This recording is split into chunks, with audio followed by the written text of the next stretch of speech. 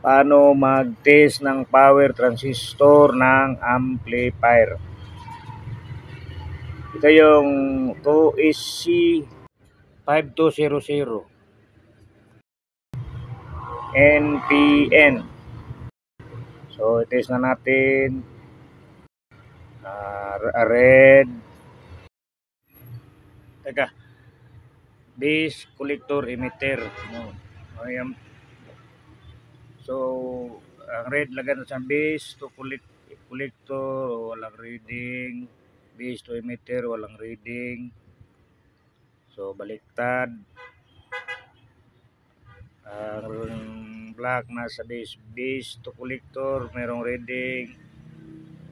Base to emitter, merong reading. So, emitter to collector, baliktad o walang reading.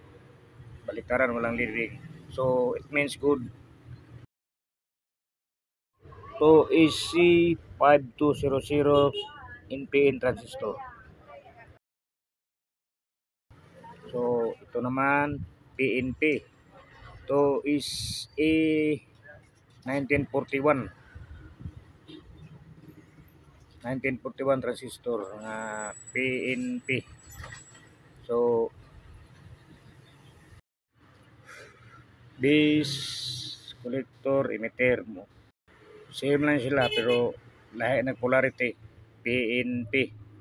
So, base to collector, wala. Base to emitter, wala reading. So, baliktaran, base to collector, meron. Base to emitter, meron. So, it means good siya, good. Unang pag-test sa good. Itong dalawa, good ito. So, dito tayo sa sira. Sira. O kahit saan, merong reading. Base to emitter, base baliktarin, reading. Yan ang sira. Yan. Base to emitter, wala. Puro reading. Baliktarin, reading. Yan. Yan ang sira.